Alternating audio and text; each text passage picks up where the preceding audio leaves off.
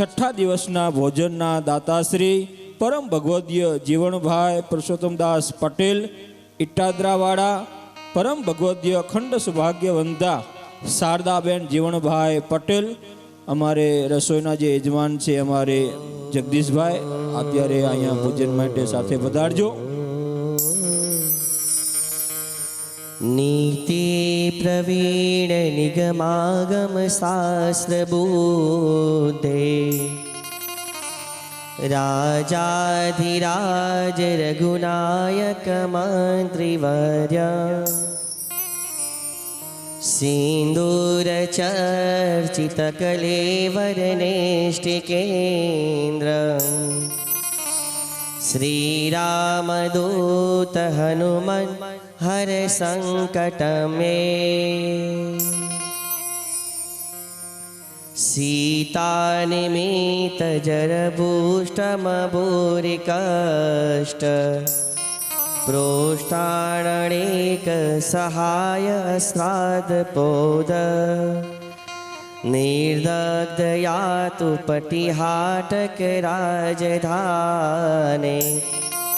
श्री रामदूत हनुमन हर संकट में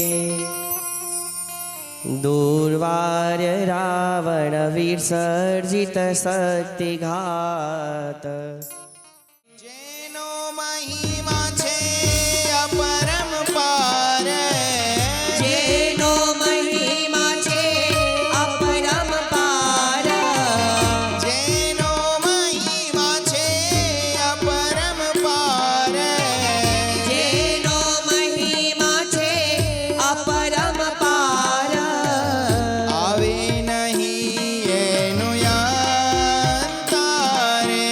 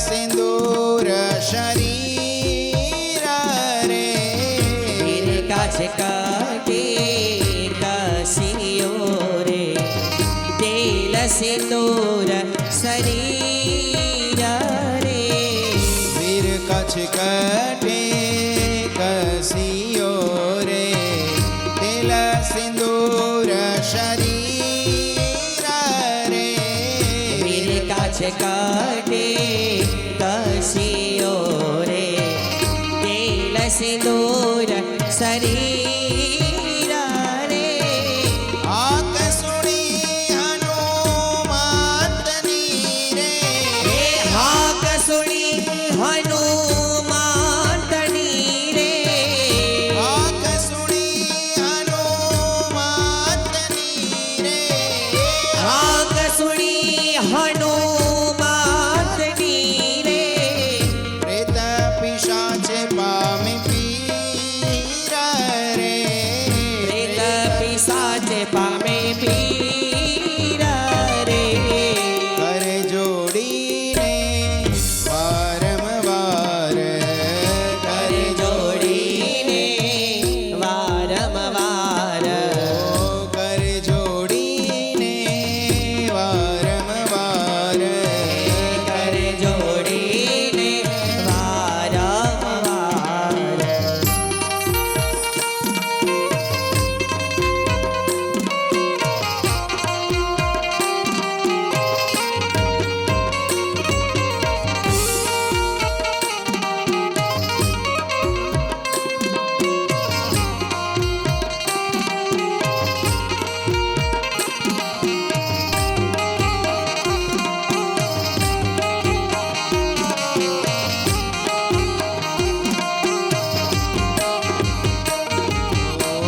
ડાકીની સાકીની યોગીની રે યક્ષ ને રાક્ષસ ઘોર રે ડાકીની સાથીની યોગીની રે યક્ષ ને રાક્ષસ ઘોર રે ડાકીની શાકીની યોગીની ને યક્ષ ને રાક્ષસ ઘોર રે ડાકીની સાથીની યોગીની રે યક્ષ ને રાક્ષસ ઘોર રે ભૂત ભૈરવને કોટરા રે ભૂત ભૈરવને કોટરા રે ભૂત ભૈરવને કોટરા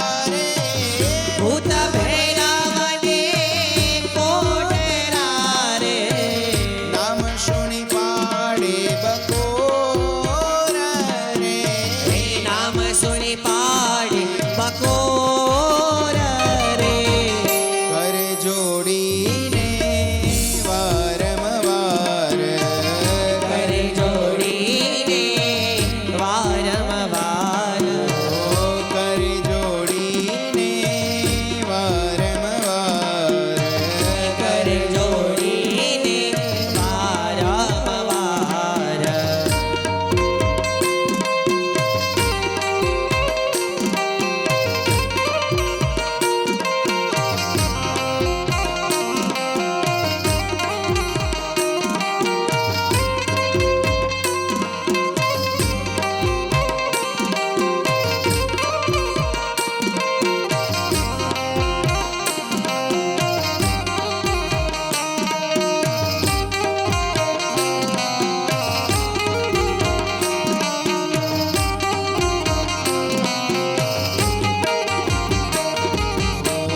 આદિત ઉગતો જોઈને રે કૂદીને પકડ્યો હાથ રે આદિત્ય યુગ તો જોઈને રે કૂદીને પકડ્યો હાથ રે આદિત યુગ તો જોઈને રે કૂદીને પકડ્યો હાથ રે આદિત્ય યુગ તો જો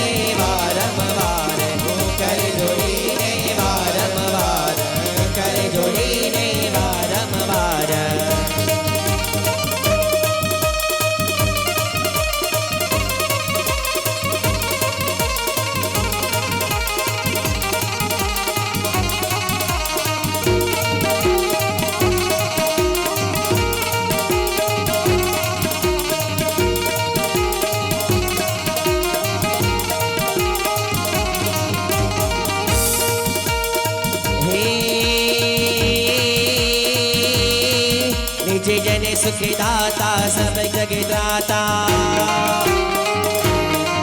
निज जन सुख दाता सब जग दाता रहत विधाता गुण गाता हे समरथ सुख दाता विमल विख्याता भक्ति माता धर्मदाता रतिमति मद हाथा रजनी जराता ध्यान लगाता कामारी हे जय हरि व्रतधारी हरि व्रतधारी हरि व्रतधारी जन दुख हारी अति सुखकारी अवतारे जिरे अति सुखकारी अवतारे जिरे अति सुखकारी अवतारी रे जिरे अति सुखकारी अवतारी।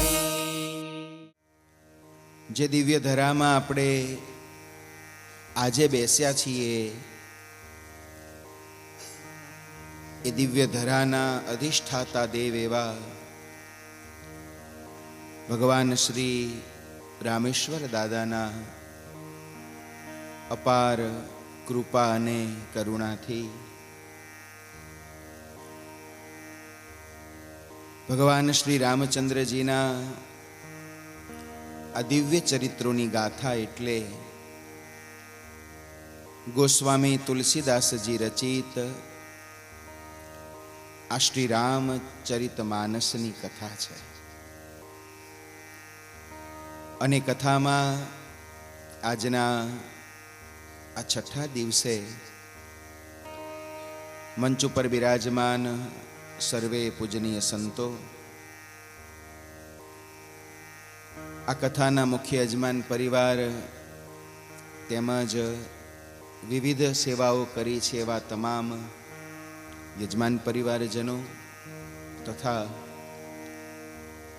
ભગવાનની કથામાં સ્નેહવાળા આપ સર્વે ભાવિક શ્રોતાજનોને ખૂબ ભાવથી જય સ્વામિનારાયણ, જય શ્રી કૃષ્ણ, રામ રામ, જય માતાજી.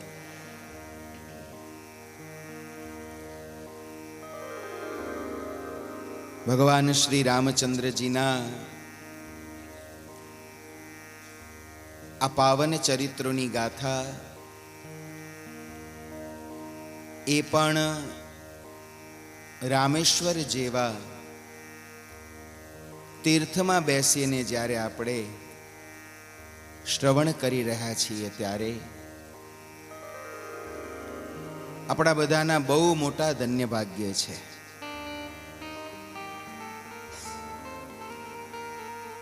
એક ત્રિવેણી સંગમ પ્રયાગમાં છે.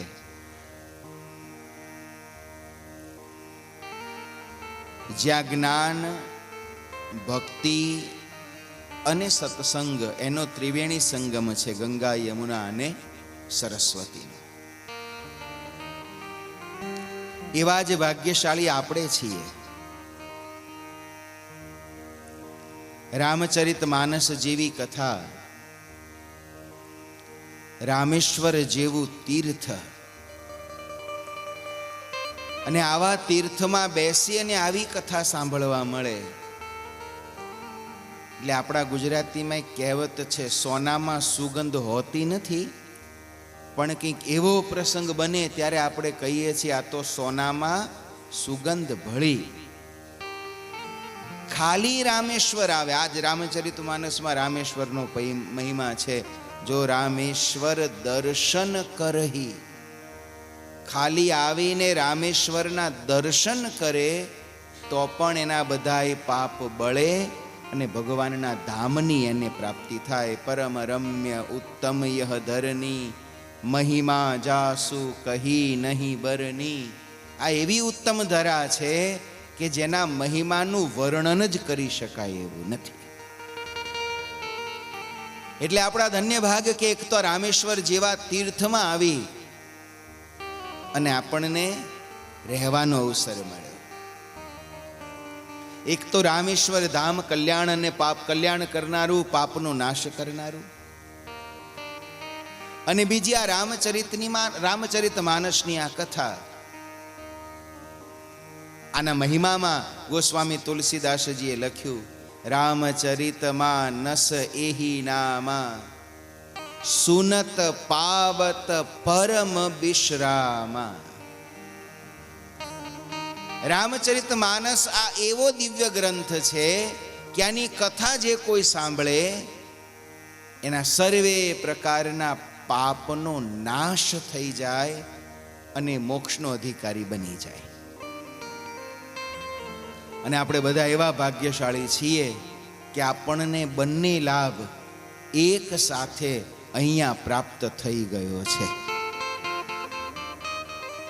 અને એટલે જે કુંભમાં ડૂબકી મારવાની રહી ગઈ હોય ને એ અફસોસ ન કરતા એવું માનજો કે કુંભમાં ડૂબકી માર્યાનું જેટલું ફળ છે એથી અધિક ફળ આ રામેશ્વરમાં બેસીને રામકથા સાંભળ્યાનું છે.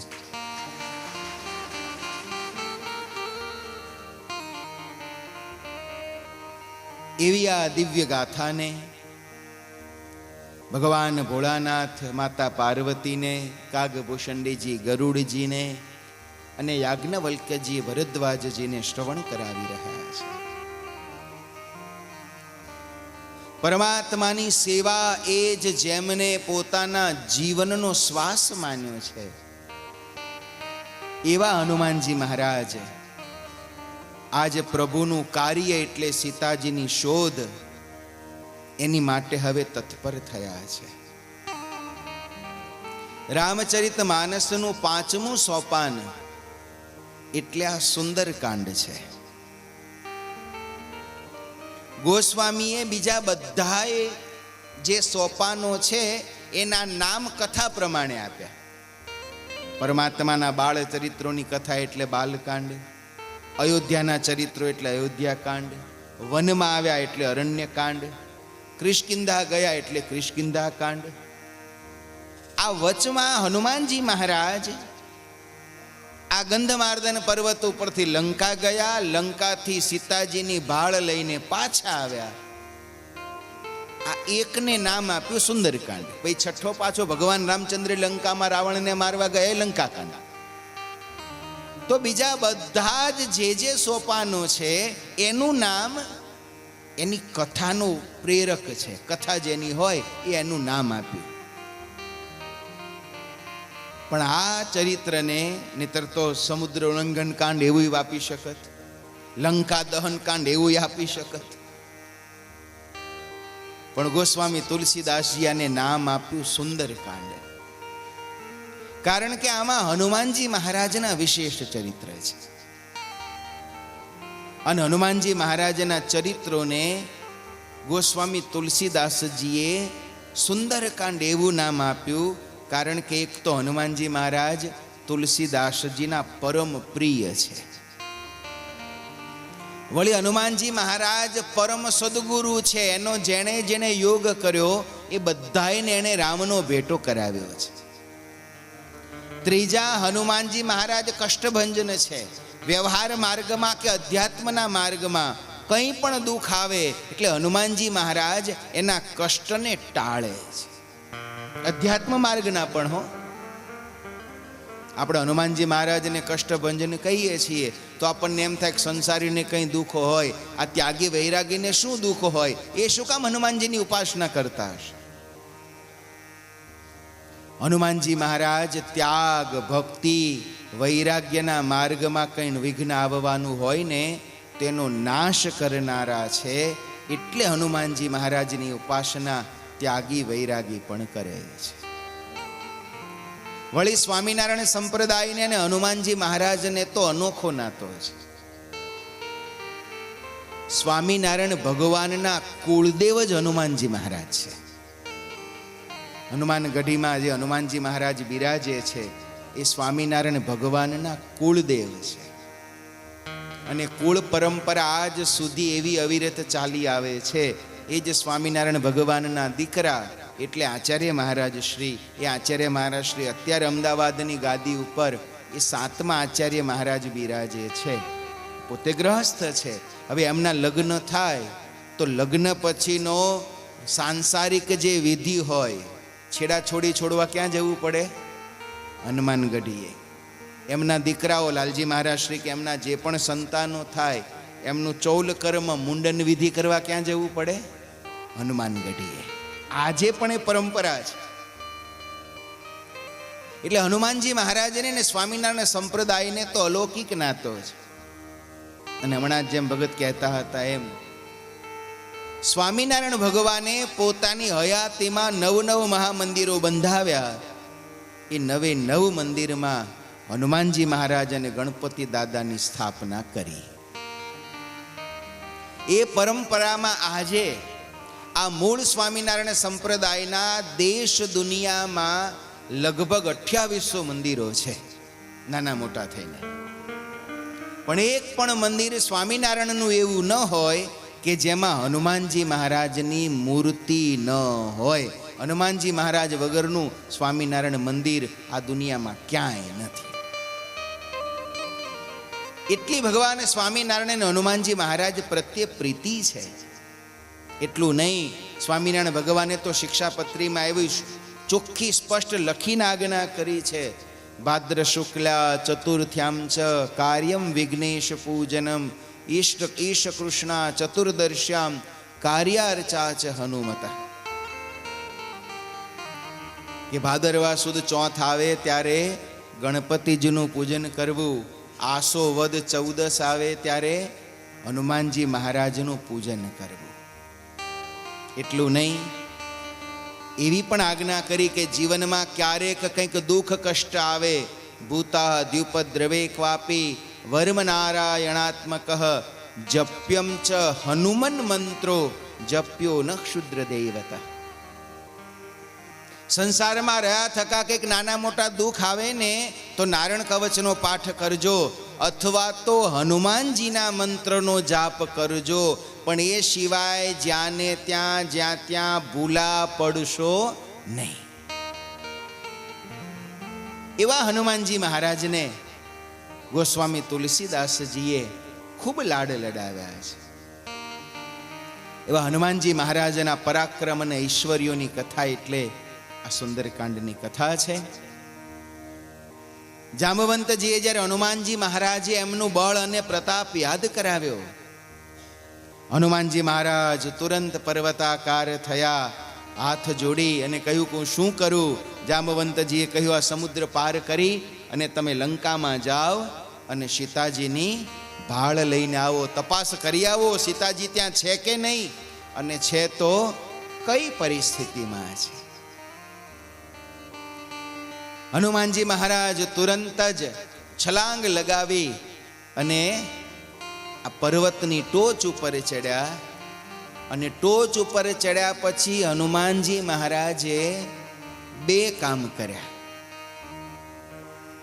પહેલું તો પોતાની સાથે જે બધા આવ્યા હતા ને બધાને પહેલી ભલામણ કરી કે જુઓ, હું લંકા જાઉં છું, માં જાનકીની ખબર લઈને આવું, ત્યાં સુધી તમે બધા અહીં જ રહેજો, અહીંથી પાછા જતા નહીં. કારણ કે હનુમાનજી મહારાજ એવું ઈચ્છે છે કે હું સફળ થઈને આવું અને હું એકલો સફળતાનો જશ લઉં તો હું સ્વાર્થી કહેવાઉં. આ બધાય મારી સાથે અહીં સુધી આવ્યા છે તો જશ અને અપજશ આના ભોગી આપણે બધાય સાથે થઈશું. આ બહુ મોટી વાત છે. અત્યારે મેનેજમેન્ટ ગુરુઓ ટીમ વર્કના પાઠ ભણાવે છે. બધાએ ગમે તેવું થાય, ધંધા બિઝનેસમાં ટીમ આપણી જોડે હોય, જીતીએ તો બધાને, હારીએ તો બધાને, આ બધું બોલવું હેલું છે. આપણા બધાની તો ટેવ જરાક જુદી છે. આપણે બધાની ટેવ એવી છે કે આપણે કંઈક ડાપણ કર્યું હોય અને કામ સારું થાય તો આપણે બધા વચ્ચે છાતી ઠોકીએ. પૂછવા અમને બધા ના પાડતા હતા, આ તો મેં કીધું તે ઠેકાણું પડ્યું. આપણે યશ લેવામાં તરત છાતી ફૂલાવીએ છીએ. અને જરાક જો ઊંધું પડે તો આપણે બીજા ઉપર આંગળી ચીંધતાય શરમાતા નથી. હું તો નાટ પાડતો તો, આ તારા લીધે આવું થયું. ત્યારે હનુમાનજી મહારાજે આપણને જીવનમાં એક બોધ આપ્યો છે. પરિવાર સાથે મળીને કોઈ નિર્ણય કરે કે આવું કોઈ આ ગિરનારી સેવા સમિતિ આ બધા ભેગા થઈને જ કંઈક આયોજનો કરતા હશે. કોઈ પણ કાર્ય સાથે મળીને કરીએ, અને એમાં પણ ખાસ કરીને સેવાનું કાર્ય સાથે મળીને કરીએ ત્યારે શક્ય બને કે બધાયનો મત એક સરખો ન હોય,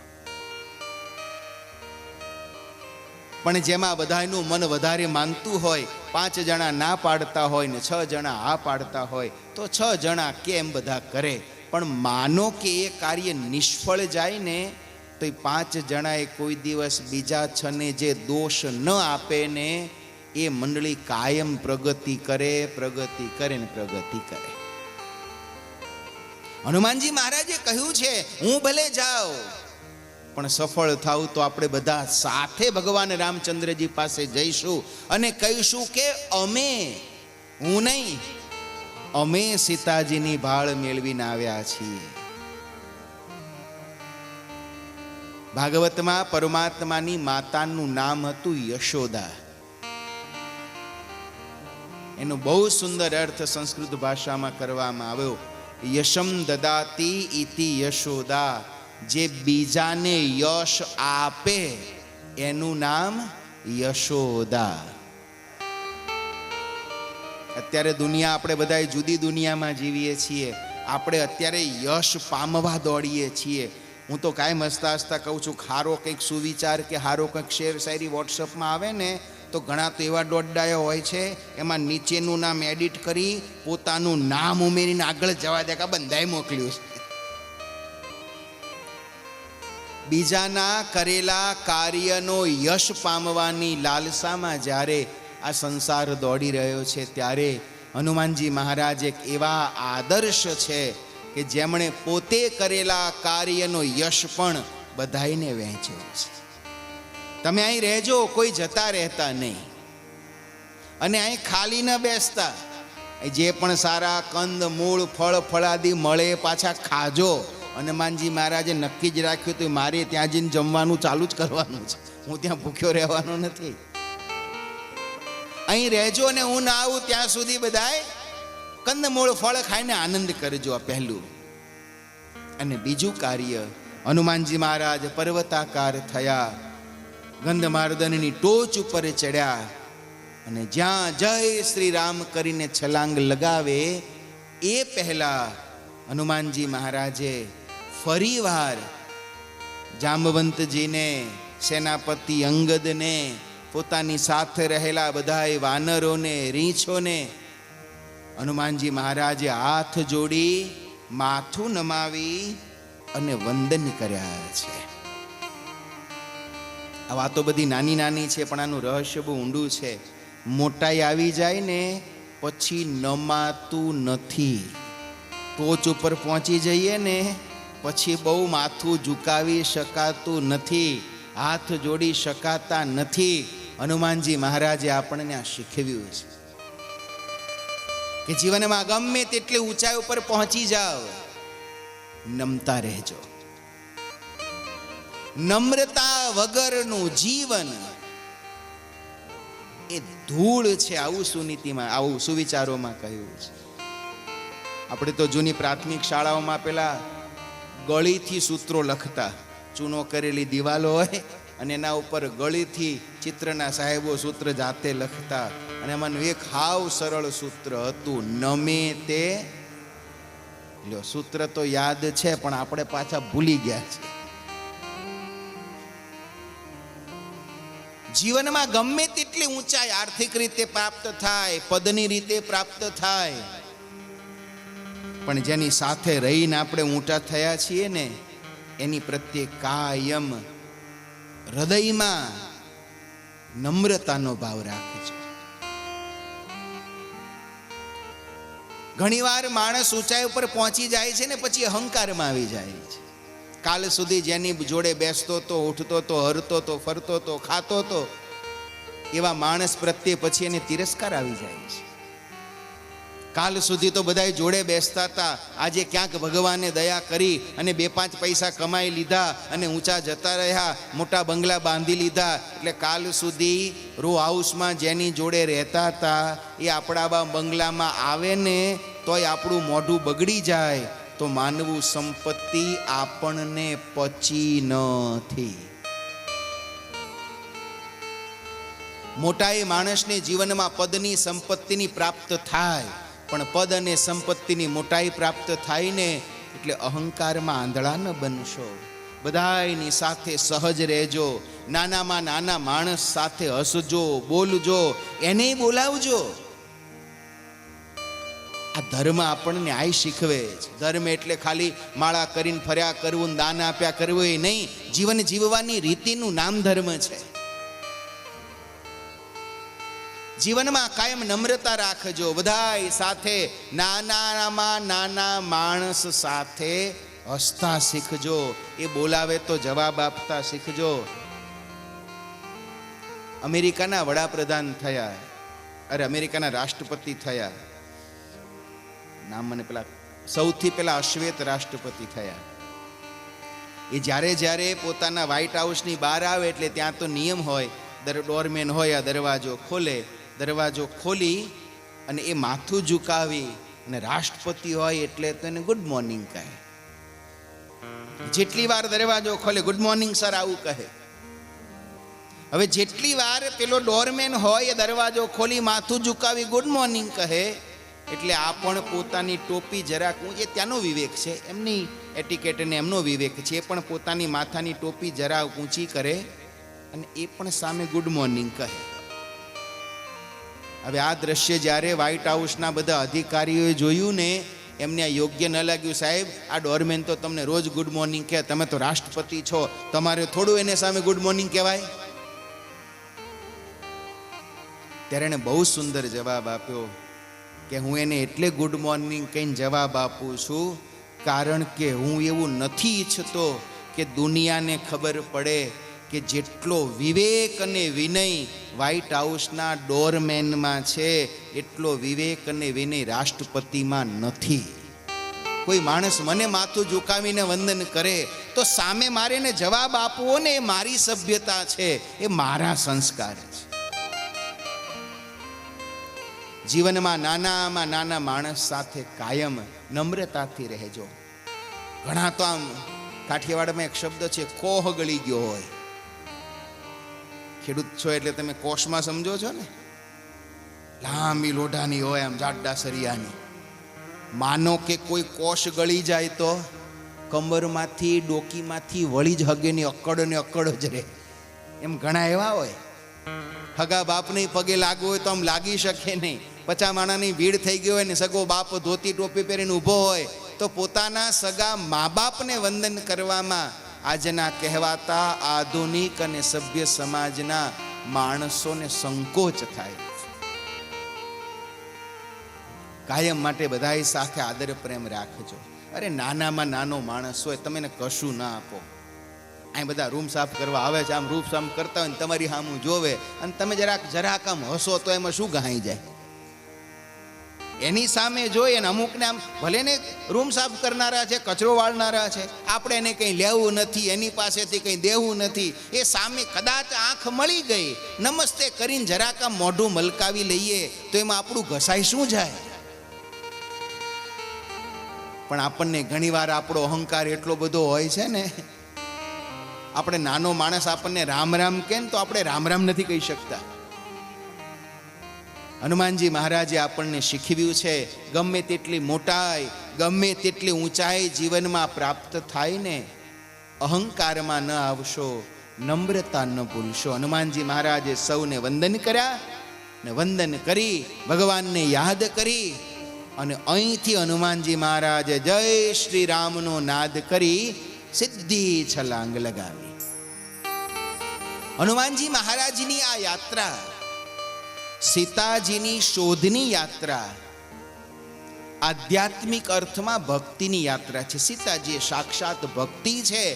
હનુમાનજી મહારાજ અહીંયા ભક્તના રૂપે છે અને ભક્ત જ્યારે ભક્તિની પ્રાપ્તિ કરવા માટે જશે ને ત્યારે યાત્રા ક્યારેય સરળ નહીં હોય. એ યાત્રામાં વિઘ્ન આવશે. હનુમાનજી મહારાજને પણ સીતાજી સુધી પહોંચતા પહેલા 4 વિઘ્ન આવ્યા. જેવા હનુમાનજી મહારાજે છલાંગ લગાવી, સૌથી પહેલા સમુદ્રની અંદર મૈનાક નામનો એક સોનાનો પર્વત છે.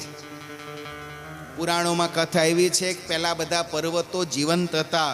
એ પર્વતને પાંખો હતી, પાંખો લઈને પર્વતો જ્યાં ને ત્યાં ફરતા અને પછી અભિમાનમાં આવીને ગામડા ઉપર ને વસ્તી ઉપર પડતા. આથી ઇન્દ્ર એક દિવસ ક્રોધાયમાન થયા અને બધાએ પર્વતોની પાંખ કાપી નાખી. એટલે પર્વતો જ્યાં રહી ગયા ત્યાં રહી ગયા. આવો એક પર્વત છે મૈનાક, જે આખો સોનાનો છે. એને ખબર પડી હનુમાનજી મહારાજ પ્રભુનું કાર્ય કરવા માટે નીકળ્યા છે. એટલે તુરંત મૈનાક એ સમુદ્રમાંથી બહાર આવ્યો.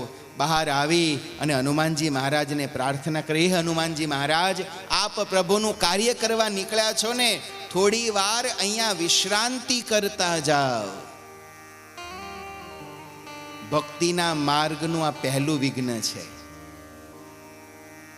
સોનાનો પર્વત અને એના ઉપર હનુમાનજી મહારાજને આરામ કરવાની કરેલી વિનંતી. સોનાનો પર્વત એટલે સંપત્તિ અને આરામ કરવાની વિનંતી એટલે આળસ. ભક્તિના માર્ગમાં પહેલું વિઘ્ન છે. કદાચ લાગુ નહીં પડતું હોય, પણ મોટા ભાગે એવું થાય છે કે સંપત્તિ જેમ જેમ જેમ વધતી જાય છે એમ ભક્તિ ઘટતી જતી હોય છે. ફરી કહું છું, બધાય માટે આવું નથી લાગુ પડતું. ઘણાઈને અમે એવા જોયા છે કે અપાર સાયકલ હતી તો એટલી જ ભક્તિ કરતા હતા અને અત્યારે મર્સિડીઝ છે તો એટલી જ ભક્તિ કરે છે. એવાને જોયા છે. એટલે કહું છું કે આવું બધાને લાગુ પડતું નથી. પણ મોટા ભાગે ઘણીવાર એવું બની શકે છે કે સંપત્તિ વધે એમ ભક્તિ ઘટતી હોય છે. ભક્તિના માર્ગમાં આપણે બધાએ જરાક ચેતવું. સંપત્તિ ભલે વધે, પણ સંપત્તિ વધવાની સાથે ક્યાંક મારું ભજન અને ભક્તિ ઘટતી નથી ને, આ કાયમ જોતું રહેવું. નહીતર અમે તો એવાય જોયા છે, રોજ મંદિરે આવતા હોય, સવારમાં રોજ અડધો કલાક મંદિરમાં આરતી સુધી રોકાય, સાંજે નોકરીથી આવે, 7 વાગે મંદિરે આવી જાય, સંધ્યા આરતી, પછી નિયમ, ચેષ્ટા, નીતિ, નિયમ, માળા, પ્રદક્ષિણા, છેક 8:30 પોઢણીઓ બોલીને ઘેર જાય. આવા કેટલાય હોય. 5 વર્ષ 7 વર્ષ આવી રીતે ભજન ભક્તિ કરે. પછી ભગવાનને એમ થાય કે લાવો ને ત્યારે ભગત બિચારો બહુ દુઃખી છે, એના ઉપર કંઈક દયા કરીએ. તે દયા કરી નોકરીમાંથી થોડીક નાનો એવો ધંધો શરૂ કરે અને ઠાકોરજીની દયા તે ધંધો એવો જામી જાય તે પછી સવારે મંદિરે આવવાનું બંધ થઈ જાય. એટલે ભગત તમે તો રોજ, અરે સ્વામી હમણાંથી દુકાન કરી છે ને તે વહેલી ખોલવી પડે છે. સવારની ભક્તિ બંધ થઈ ગઈ, સાંજે ચાલુ રહી, ધંધો જામતો ગયો. હવે 7 વાગે આવતા તેને બદલે 7:30 થયા ને પછી તો 8 વાગ્યા ને પછી ખાલી છેલ્લી આરતીમાં 1 વાર દિવસમાં આવતા થાય. એમાંય 2 વર્ષ થાય, ધંધો ઓર જામે. 1ના બદલે 2, 2ના બદલે 3 દુકાન થાય. અને પછી એવી દોડા દોડી વધી જાય કે રોજ હવાર હાંજ કલાક મંદિરમાં આવીને માળા, ભજન, કીર્તન, ધૂન કરતા હતા એ હવે રવિવારે દેખાય તો દેખાય. સંતો પૂછે કે ભગત કેમ નથી? અરે સ્વામી શું કરું, એટલી દોડા દોડી, હમણાં નવી દુકાન કરી છે, માણસો કંઈ મળતા નથી અને પહોંચી વળાતું નથી. પણ સ્વામી હું ભગવાનને ભૂલ્યો નથી હો, હું દર રવિવારે મંદિરે આવું એટલે આવું. પછી વધતું જાય, વ્યવહાર વેપાર વધે એમ રવિવારની એકાદશી થાય, એકાદશીની પૂનમ થાય. જે રોજ 2 ટાઈમે મંદિર આવતો હોય એ સંપત્તિ વધે એટલે એવો ગૂંચવાઈ જાય કે પૂનમને દાડે 1 વાર દેખાય. સંતો પાછી ઉઘરાણી કરે કે ભાઈ કેમ દેખાતા નથી? આ સ્વામિનારાયણ સંપ્રદાયની જરાક વિશેષતા એ છે, જે ભક્તો રોજ મંદિરે આવતા હોય જરાક ન દેખાય એટલે સંતો ટકોર કરે કે ભગત હમણાંથી કેમ નથી દેખાતા? આ કેમ કંઠી હમણાંથી નથી દેખાતી? કેમ માળા ફેરવતા બંધ થઈ ગયા છો? આ સંતોને ભક્તોની ચિંતા છે. હરિભક્તોના જીવનમાં જરાક કંઈક આગુ પાછું થાય ને સંતો યાદ કરાવે. ઘરે લગ્ન પ્રસંગ હોય સંતો યાદ કરાવે. ભગવાનને કંકોત્રી મોકલી, આખા ગામને જમાડો છો, ભગવાનને થાળ કર્યો. આ સંતોને સ્વાર્થ નહીં, પણ આ સંપ્રદાયની એક રીતિ છે. જે કાયમ ભગવાન સાથે સત્સંગ સાથે જોડાયેલા હોય ને એ વ્યવહારમાં ભગવાનને ક્યાંક ભૂલી ન જાય ને એટલે ટકોર કરતા રહે. સદગુણી હોય એને ટકોર વાલી લાગે, મનમાં અભિમાન હોય તો ટકોર એને કડવી લાગે. આમ કરતા કરતા એવો ધંધો જામી જાય, પૂનમે બંધ થઈ જાય, બેસતા વર્ષે આવે. સ્વામી હું ભગવાનને ભૂલ્યો નથી હો, બેસતા વર્ષે તો મંદિરે આવું ને આવું છે. આપણે બધાએ એવો પ્રયત્ન કરવો, ગૃહસ્થાશ્રમમાં વિશેષ કરી એવી જાગૃતિ જીવનમાં રાખવી કે મારો વેપાર, ધંધો, વ્યવહાર, સંપત્તિ આ ગમે તેટલું ભલે વધે, પણ મારી ભક્તિમાં, મારી સેવામાં ઓટ જો આવે ને તો ચેતજો. જ્યાં મેનાક આવ્યો, હનુમાનજી મહારાજને કહ્યું, હનુમાનજી મહારાજ થોડી વાર વિશ્રાંતિ કરતા જાઓ. અને માનસની બહુ પ્રસિદ્ધ ચોપાઈ છે, હનુમાનજી મહારાજે મૈનાકને હાથ જોડ્યા, વિનંતી કરી હતી એટલે અસ્વીકાર તો કરાય નહીં. હનુમાનજી મહારાજે ખાલી જમણા હાથથી મૈનાકનો સ્પર્શ કર્યો. હનુમાન તેહી પરસા કર, પુની પુની કી નહીં પ્રણામ. વિનંતી કરી હતી ને મારી ઉપર બેસતા જાઓ, એનો દુરાગ્રહ કે એનો તિરસ્કાર ન કર્યો, સ્પર્શ કર્યો, વંદન કર્યા. હનુમાન તેહી પરસા કર, પુની પુની કી નહીં પ્રણામ. રામ કાજુ કી નહીં બિનુ, મોહી કહા વિશ્રામ, મોહી કહા વિશ્રામ. હનુમાનજી મહારાજે કહ્યું, માફ કરો, જ્યાં સુધી ભગવાનનું કાર્ય ન થાય ત્યાં સુધી મારાથી બેસાય નહીં. જો ભગવાનનું કાર્ય કરવામાં હું વચમાં બેસી જાઉં તો મારી સેવામાં એટલી ખામી ગણાય, મને માફ કરજો. હનુમાનજી મહારાજ ત્યાંથી આગળ ચાલ્યા. આગળ જતા હનુમાનજી મહારાજની પરીક્ષા કરવા માટે દેવોએ જ સુરસા નામની એક કન્યાને મોકલી. આ સુરસા સર્પના રૂપમાં સમુદ્રની અંદર આવી અને જ્યાં હનુમાનજી મહારાજ આમ આગળ આવ્યા, સુરસાએ મોઢું ખોલ્યું, ઊભો રહી જા, મને ભૂખ લાગી છે, હું તને ખાઈ જાઉં. જ્યાં મોઢું પોળું કરી અને સુરસાએ હનુમાનજી મહારાજને રોક્યા. હનુમાનજી મારે હાથ જોડ્યા.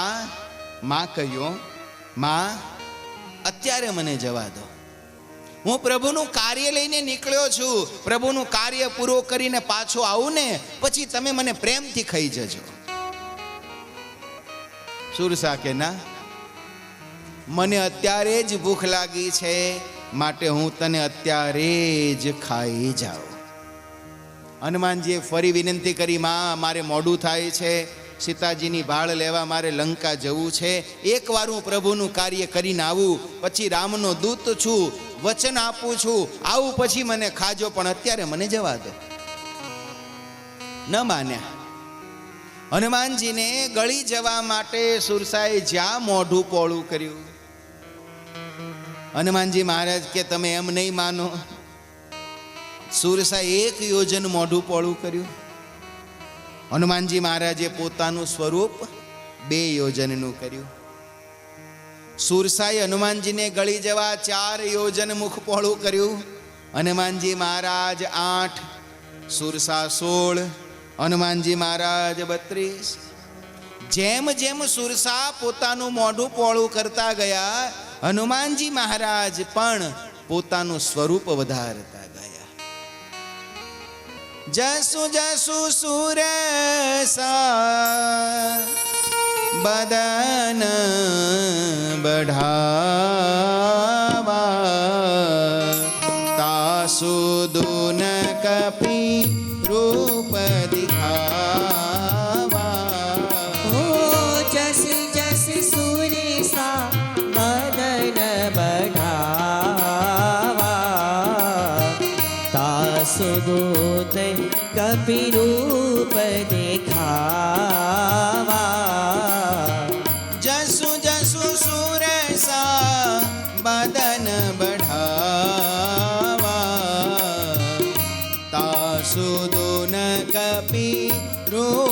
दिखावा।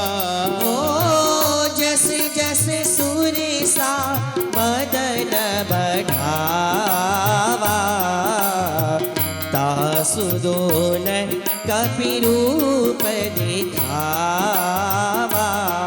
જેમ જેમ સુરસા મોઢું પોળું કરતી ગઈ, હનુમાનજી મહારાજ પણ પોતાનું રૂપ વધારતા ગયા અને આમ કરતા સુરસાએ 100 યોજન મુખ પોળું કર્યું. એટલે એક છેડો અહીંયા, એક છેડો લંકામાં, આટલું મોટું સમુદ્ર જેટલું. જ્યારે સુરસાએ પોતાનું મુખ વધાર્યું, હનુમાનજી મહારાજે ધાર્યું હોત તો 200 યોજન પણ હનુમાનજી મહારાજ પોતાનું રૂપ કરી શકત. પણ હનુમાનજી મહારાજે વિચાર્યું આનો છેડો ક્યાં? એ માયાવી છે, હું પ્રભુના પ્રતાપથી અષ્ટસિદ્ધિ મારા પાસે છે, મારે તો પ્રભુનું કામ કરવું છે ને.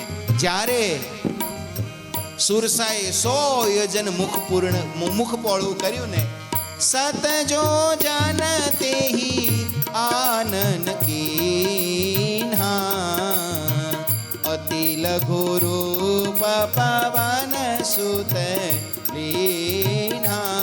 ओ सत जो जनते आनन कीना अति लघु रूप पवन सुतलीना. सत जो जानते ही आनन कीन्हा अति लघु रूप पवन सुत लीन्हा.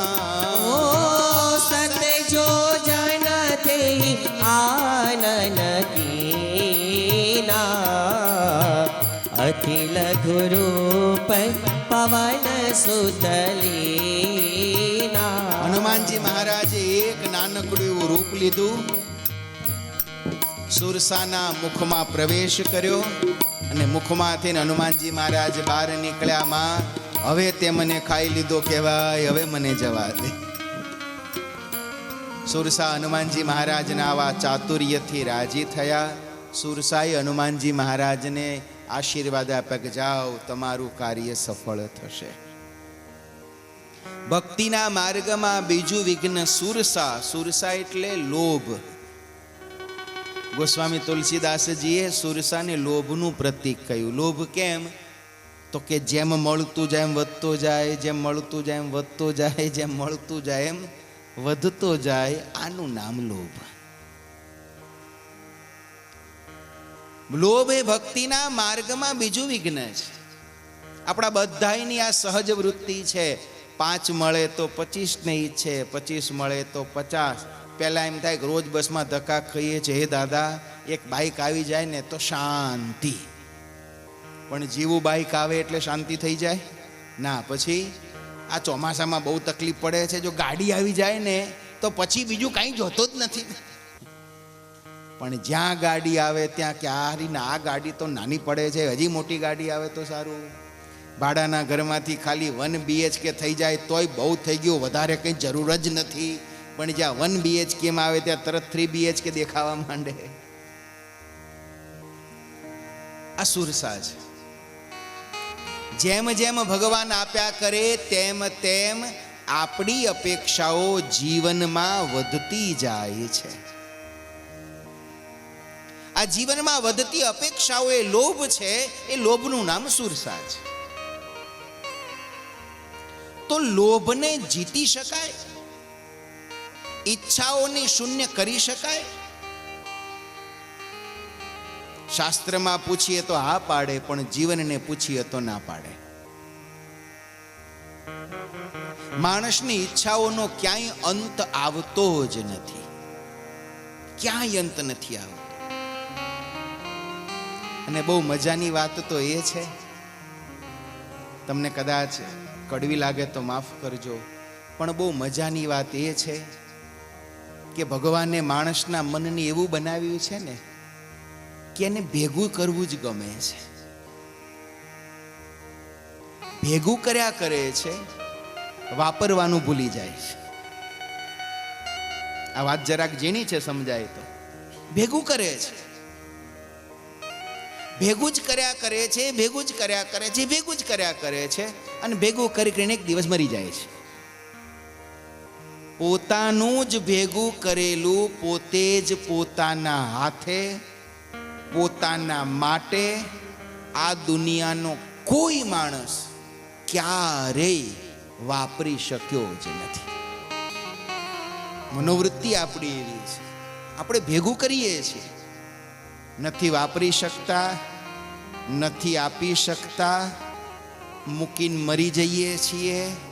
અને જેની માટે મૂકીને મરી જઈએ છીએ એ પાછા આપણું હારું તો બોલતા જ નથી. આ ડોહો આટલું બધું ભેગું કરીને મર્યો, કશું વાપર્યું નહીં. પાછું જેની માટે ભેગું કર્યું છે એ કઈ પાછળથી હારું તો બોલતા કળિયુગમાં છે નહીં. તો આ માણસની સુરસા વૃત્તિ, એનો ઉપાય શું? હનુમાનજી મહારાજે નાનકડું રૂપ લઈ અને એના મુખમાંથી પ્રવેશ કરીને હનુમાનજી મહારાજ બહાર નીકળી ગયા. હનુમાનજી મહારાજ કહે છે, આ તમારી ઈચ્છાઓનો તો ક્યાંય અંત નહીં આવે. લાવો, હું મારું કાર્ય સાધી લઉં. રામચરિત માનસ આપણને બહુ સુંદર બોધ આપે છે. આપણી લોભ, આપણી કામના, આપણી ઈચ્છાઓ એ તો ક્યારેય પૂરી નહીં થાય, પણ એ ઈચ્છાઓની વચ્ચે આપણું જીવન કાર્ય આપણે સાધી લેવું. આપણું ભજન, આપણી ભક્તિ, આપણી સેવા, આપણો સત્સંગ, આપણું દાન પુણ્ય જોડે જોડે કરતા રહેવા. કોઈ માણસ એવું માને કે મારી ઈચ્છાઓ પૂરી થાય પછી હું ભજન કરીશ, પછી ભક્તિ કરીશ, પછી સેવા કરીશ, પછી દાન પુણ્ય કરીશ, તો એ જીવનમાં ક્યારેય નહીં થઈ શકે.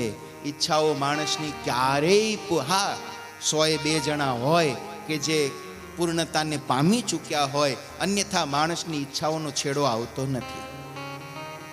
તો શું કરવું?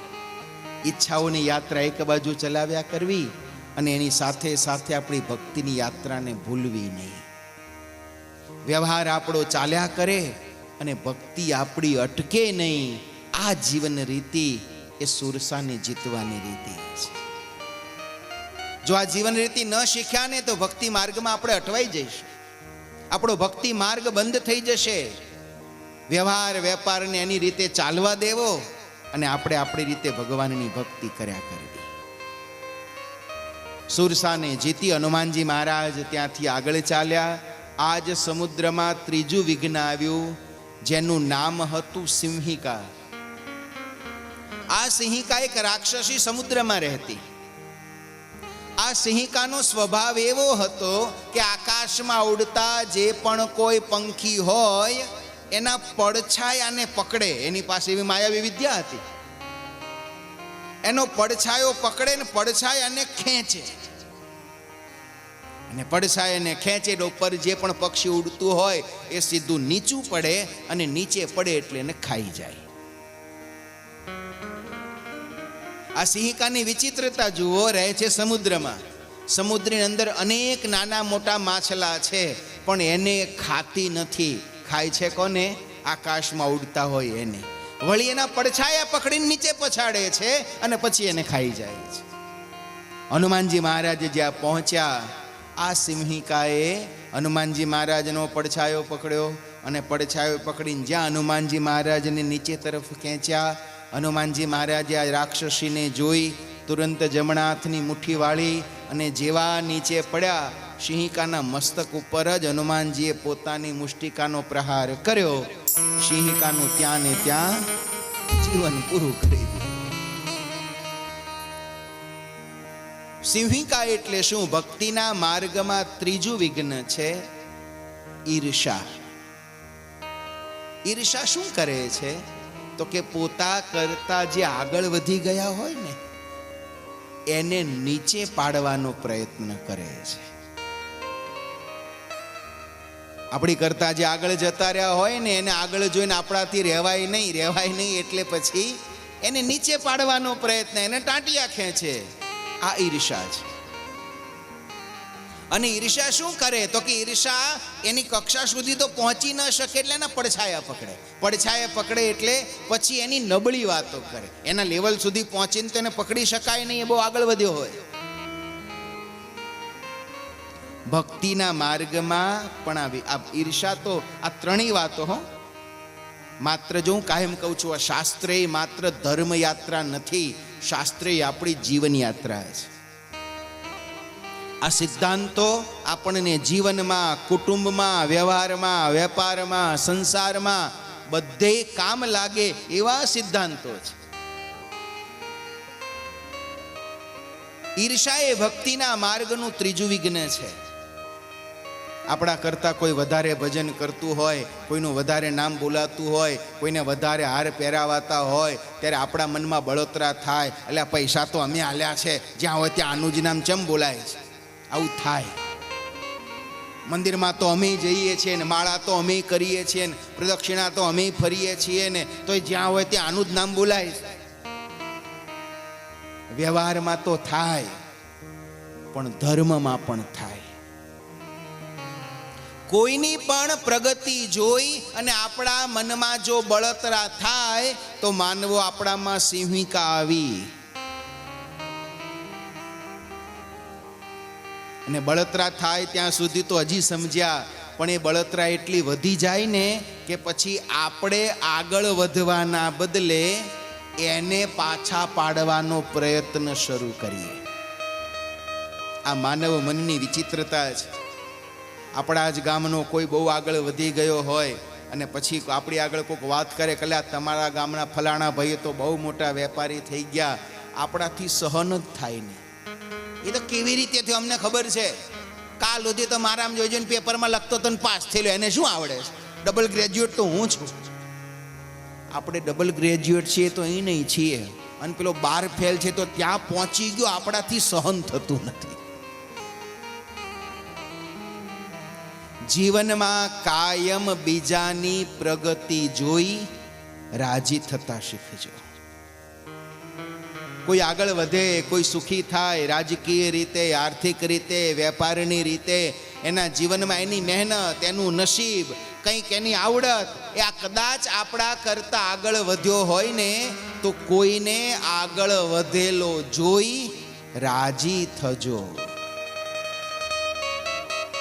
બળતરાનો સ્વભાવ હોય તો રામચરિત માનસની કથા સાંભળી છે ને, છેલ્લા લક્ષ્મણ કુંડમાં ડૂબકી મારીને બળતરાય મુકતા જજો. બળતરા છે નહીં. કદાચ કોઈ માણસ આગળ વધે છે તો રાજી થાવ ને. ભગવાનને પ્રાર્થના કરજો, પ્રભુ હજી એની પ્રગતિ કરાવજો. અને ઈર્ષાનું ગણિત બહુ મજાનું છે. જો તમને એની જ ઈર્ષા થાય જેને તમે ઓળખતા હો.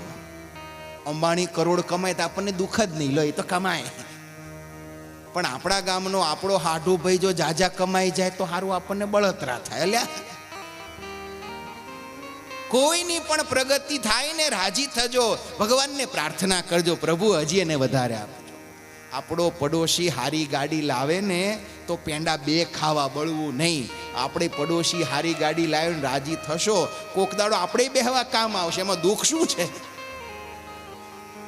બળતરા કરીને શું કરવાનું?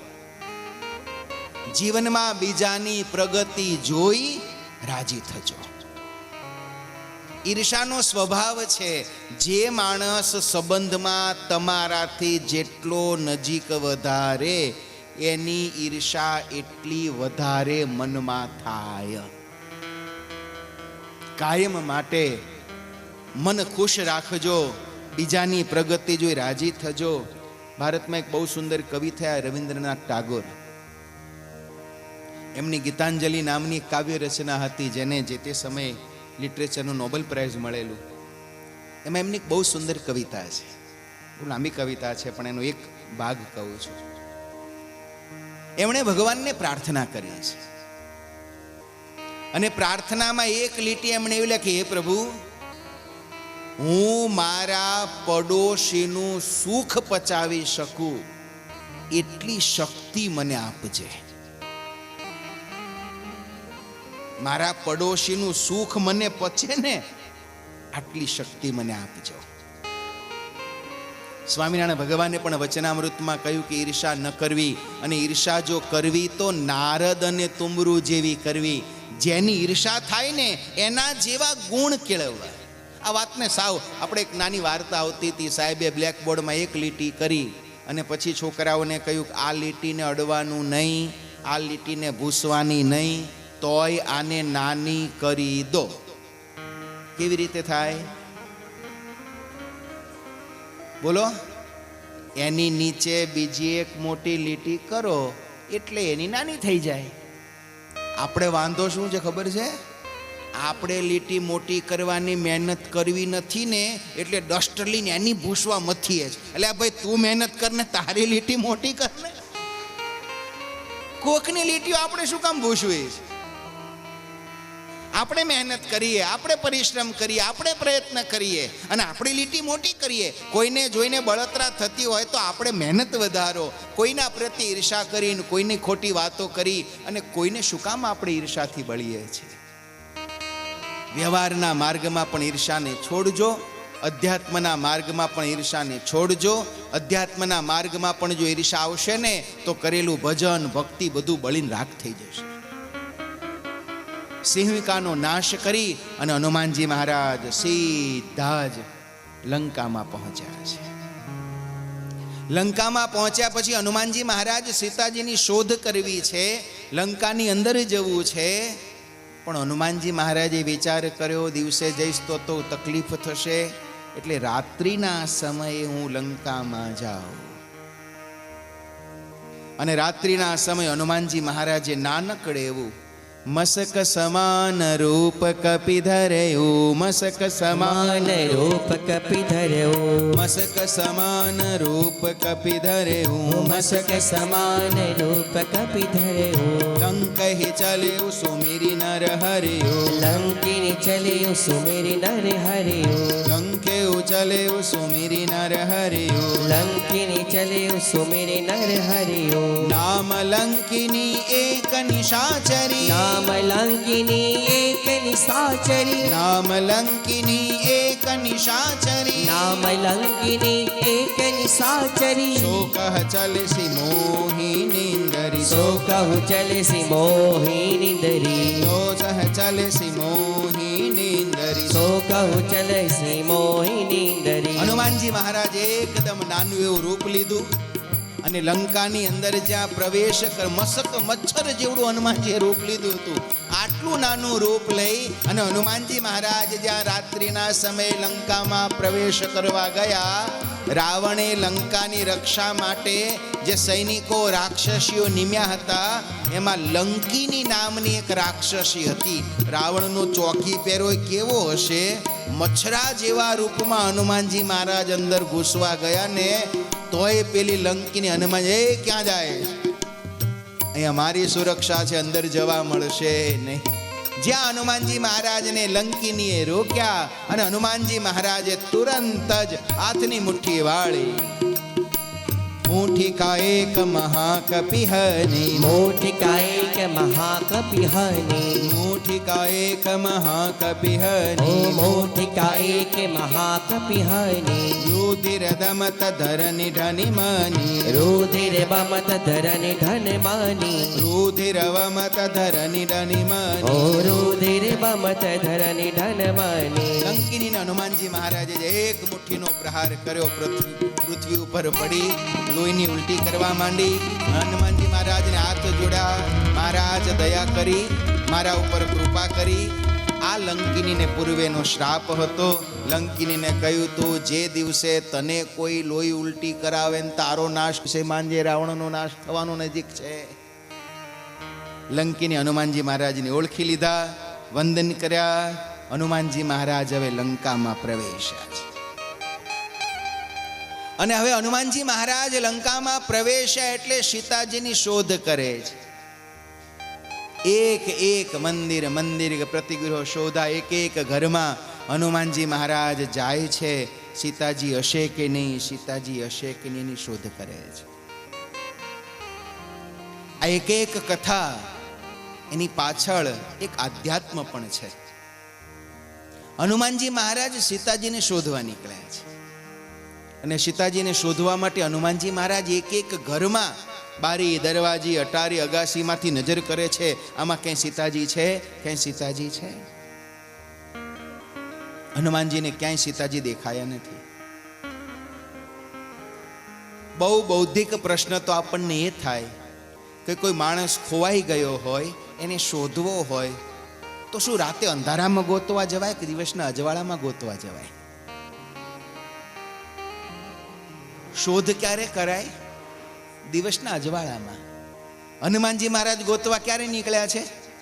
રાતના અંધારામાં. કારણ હનુમાનજી મહારાજ ભક્તિની શોધમાં નીકળ્યા છે. આ વાત જરા ઊંડી છે.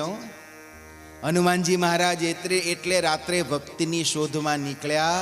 હનુમાનજી મહારાજ કહે દિવસના અજવાળામાં તો બધાય ભગતો હોય છે, રાત્રે જઈને જોઉં તો સાચી ખબર પડે કોના ઘરમાં કેટલી ભક્તિ છે ને કેટલી વિભાવના છે.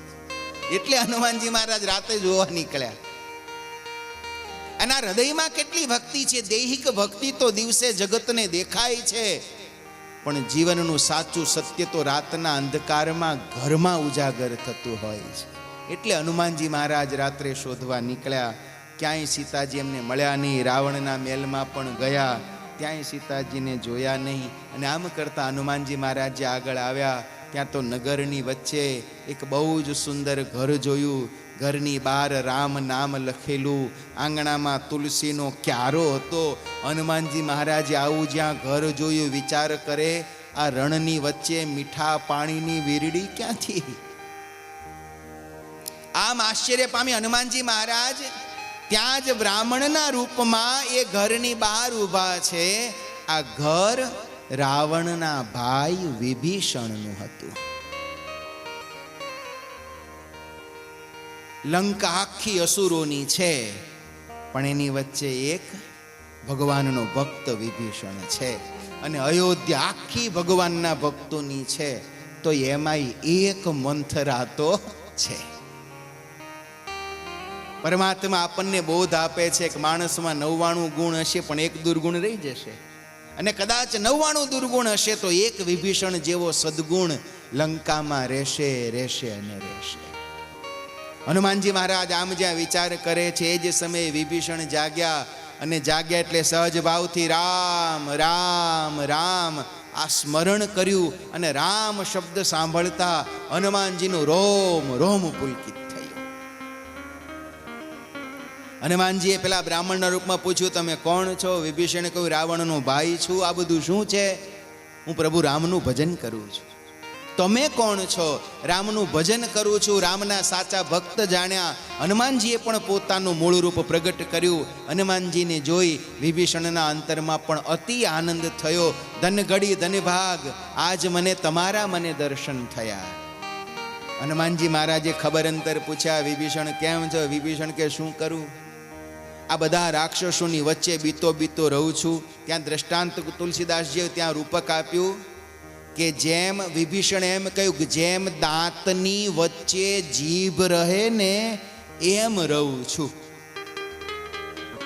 વિભીષણે એમ કહ્યું કે આ બધાય દાંતની વચ્ચે જીભ રહે એટલે આ 32 દાંત જીભને ડરાવ્યા કરે. હખણી રહેજે ને તર કચડી નાખીશું, હખણી રહેજે ને તર કચડી નાખીશું. હનુમાનજી મહારાજ વિભીષણને કે દાંતની વચ્ચે જીભ રહે તો બહુ સારું. કેમ સારું? તો કે જો વિભીષણ, આ જગતમાં નિયમ છે, જે આવે છે ને એ બધા જાય છે. જીભ જન્મે ત્યારથી હોય છે એટલે મરીએ ત્યાં સુધી રહે છે. દાંત આવે છે એટલે દાંત જશે. આ બધા અસુરોનો જરૂર નાશ થશે. વિભીષણ કહે છે કે અરે રે, હું રામનું આટલું ભજન કરું છું તો એ પ્રભુ કેમ મારા ઉપર કૃપા નહીં કરતા હોય? હનુમાનજી મહારાજે કહ્યું, તું ખાલી ભજન કરે છે, રામનું કામ નથી કરતો. રામનું કામ ન કરે એના ઉપર રામ કૃપા ન કરે. તો કે શું રામનું કામ કરું? તારો ભાઈ રાવણ સીતાજીનું હરણ કરીને લાવ્યો છે, તે ક્યારે રાવણને કહ્યું ખરું કે આ પાપ છે?